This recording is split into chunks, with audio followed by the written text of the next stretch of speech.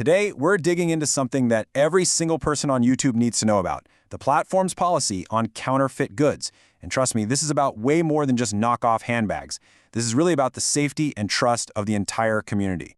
You know that feeling, right? You're scrolling and you see a brand you love, but the price is just wow. It almost feels like a mistake.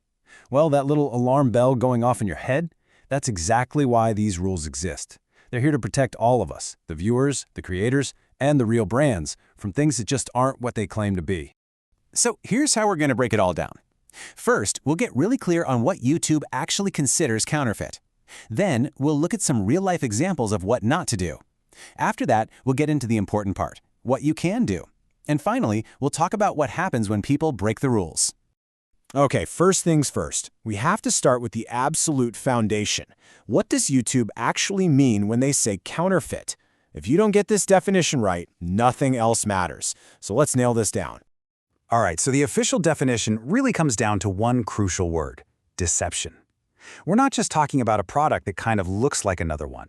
A counterfeit is a copy that uses a brand's actual trademark, its logo, or its key design features, and it does it to trick you into thinking you're buying the real thing.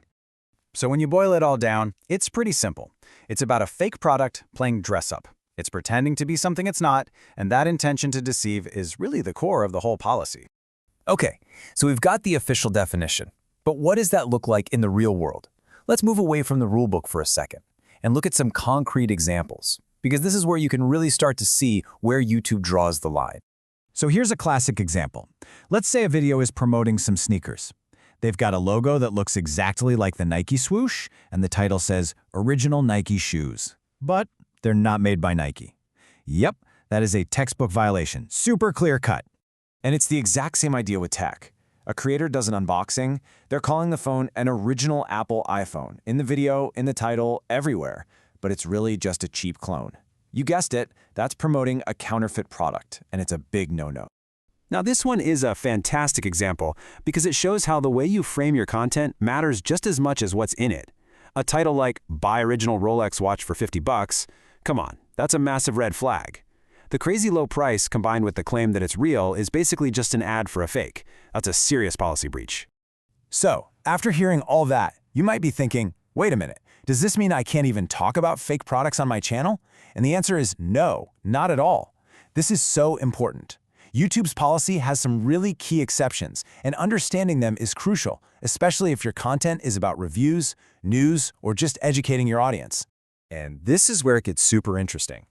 Look at the difference here. On the left, it's all about promoting and selling fakes. That's what's forbidden. But on the right, you see what's totally fine? Education, news, and comparison. A video called "How to Spot a Fake Rolex." Go for it. Unboxing a counterfeit specifically to compare it to the genuine article? That's allowed too. It all comes down to your intent. Are you trying to help someone sell a fake, or are you trying to help your viewers not get scammed? All right, so now we know the rules, and we know the exceptions. But what actually happens when someone breaks those rules? Let's talk about how YouTube enforces this stuff and what the consequences are for creators who step over the line. So the whole process usually kicks off with someone in the community, maybe you. If a viewer sees a video promoting fakes, they can file a specific complaint for counterfeit goods. After that, it goes to YouTube's review teams. They take a look, and if they agree it's a violation, they'll take action. And those actions can get pretty serious. It could be something as simple as taking the video down or just removing a shady link from the description. But for repeat offenders or for really bad violations, the penalty can go all the way up to terminating the entire channel. It's not something to take lightly. But here's a really important twist. It's not just the creators who have to be careful. The reporting tool is there to be used responsibly. If you start abusing it by filing fake or malicious complaints, YouTube can actually terminate your account. It's a system with checks and balances for everyone. So let's wrap this all up. If you remember nothing else, remember these three things. Number one, counterfeit is all about fakes that are designed to deceive you. Number two, you absolutely cannot use your channel to sell or even just promote these fakes. And number three, the stakes are really high. You could lose a video or you could lose your entire channel. So at the end of the day, understanding that line between educating your audience and promoting a fake product is everything. For creators, it's the key to building a sustainable channel. And for viewers, it gives you the power to help keep the platform a safe and trustworthy place. So the real question is, now that you know all this, how is it going to change the way you make content, or even just the way you watch it?